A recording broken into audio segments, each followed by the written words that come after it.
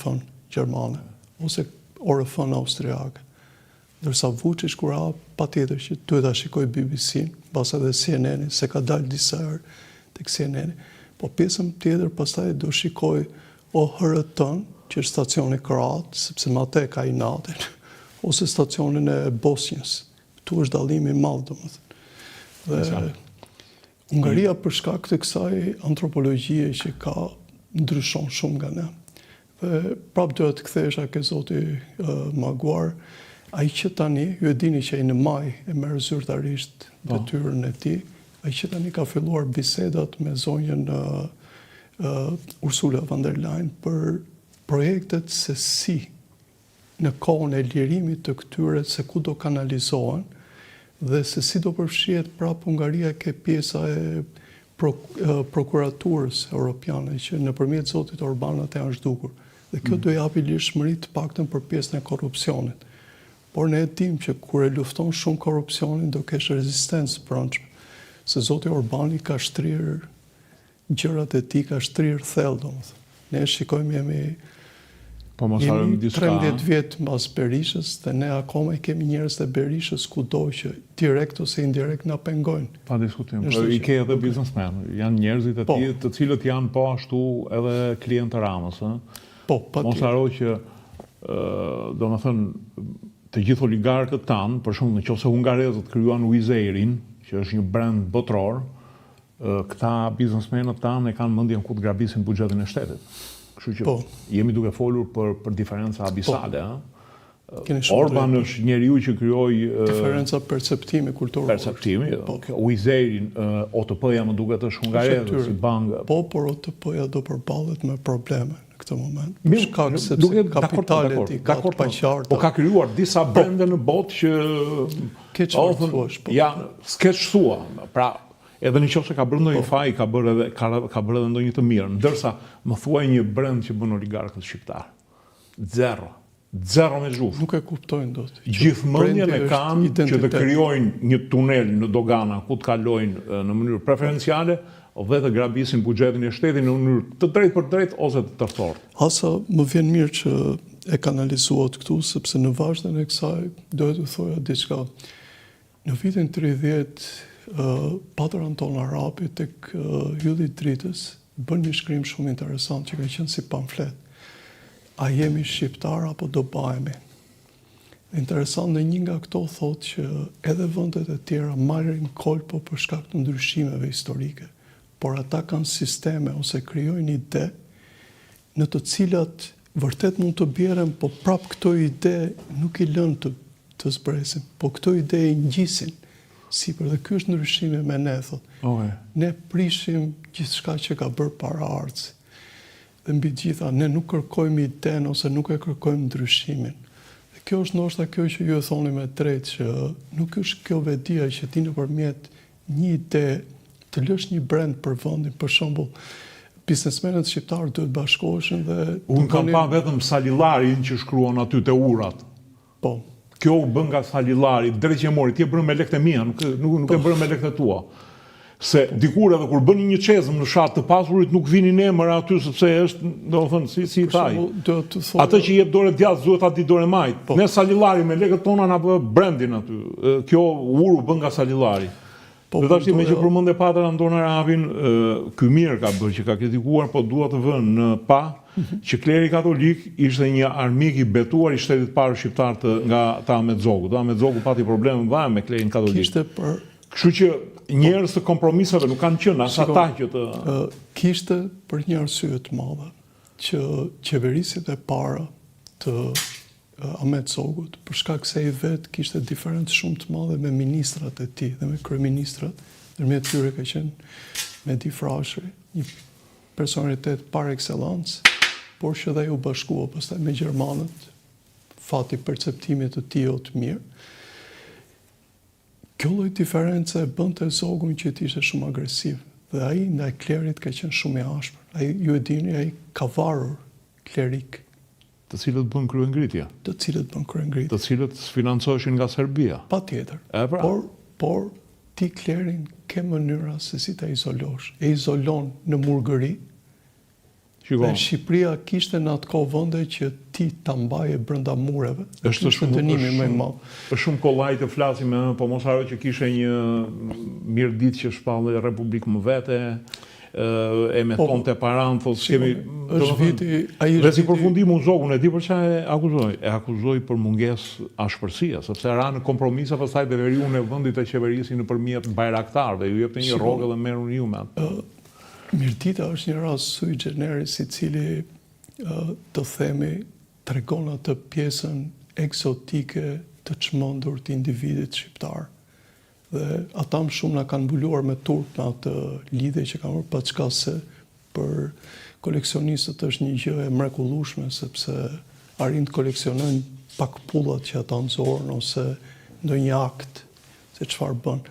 Por ajo që duhet të thoja është që Zogu të paktën me qeverisjen e vet nuk shkoi dot më shumë, përveç se donte të përshtaste. Po vetëm t'ju them një element. Kur kanë ardhur forcat italiane në Shqipëri, javët e para kanë bërë rikonjicion në Shqipëri të shëndetit publik dhe nuk e dini, besoj që ka ardhur një karvan i tërë me kamion që shkuan në të gjithë Shqipërinë dhe që bënin matje antropologjike dhe kështu. Dhe gjendja shëndetësore shqiptarit në vitin 39, kjo nuk është propagandë, ishte katastrofike. Dhe ky është ai momenti që ju e dini, deri në 41-shin italianët nuk i ngacmojnë njërin në Shqipëri, për arsyen e vetme që arritën që të shtonin mirëqenien, arritën që njerëzit t'i besonin, domethënë që mund të hanin më mirë, mund të bënin diçka. Kërkoj që Zogu t'i adim ato meritat, ligjet, gjërët. Patjetër është një ndër meritat edhe të komunizmit mbrapa që arriti zhvillu.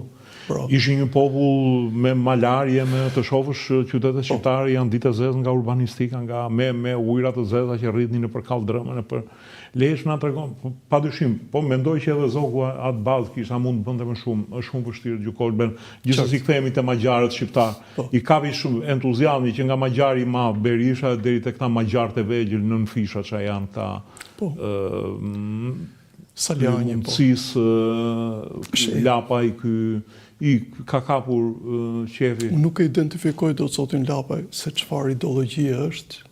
Ai beson që kam përshtypjen në qendër, kurse zoti Maguar është qendër e djathtë, arriti për 2 vjet që e futi partinë e vet në grupin e partitë. Ta lëm ideologjinë se këta s'kan asnjë ideologji. Për mua këta janë sa çuna të rinj që kanë parë që politika është një vend ku bëhet lek, janë se kapim një gjë tash.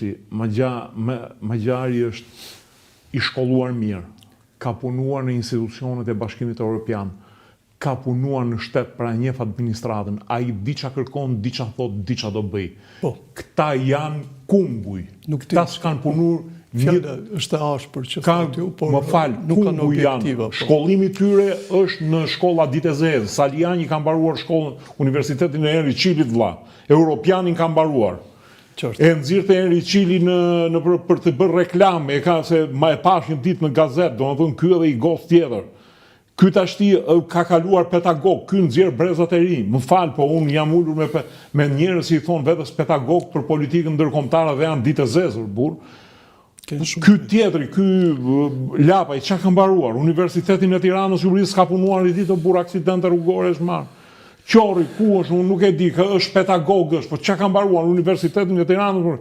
Ne po flasim për njerëz që kanë mbaruar Oxfordin, janë trajnuar në Bashkimin Evropian, kanë qenë pjesë e Bashkimit Evropian, e administratës dhe kthehen në vendin e tyre, kanë punuar deri ministra, pra e dinë si funksionon. Këta s'kan punuar një ditë, ky partisë mundësia.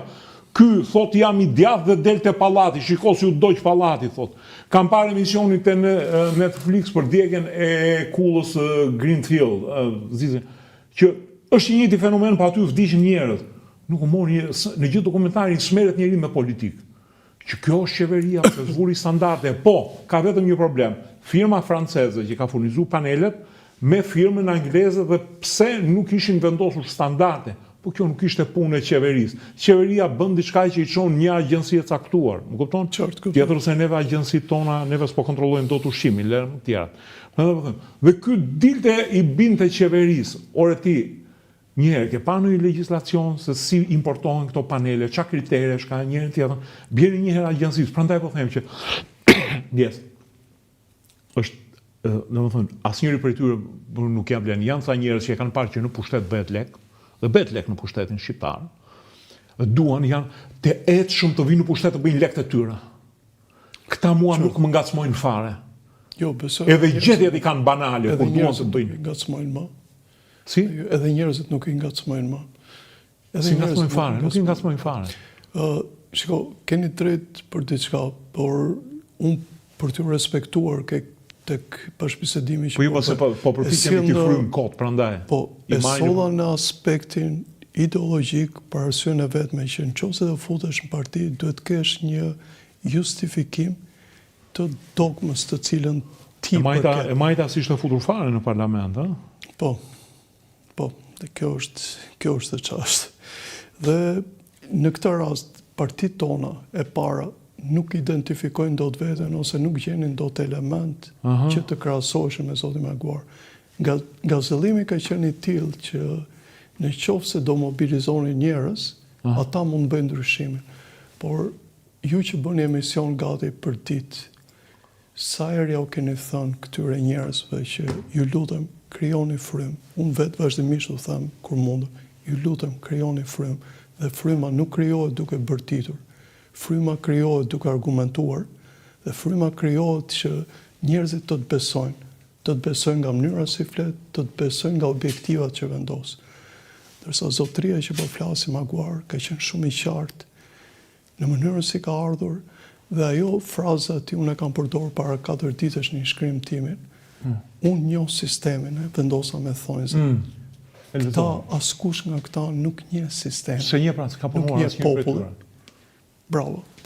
Përveç se nuk ka punuar, nuk njohin njerëzit, nuk njohin fashën të cilën do mobilizojnë dhe mbi gjitha nuk njohin ndryshimin. Shqipëria është këtu, ku do e çosh Shqipërinë?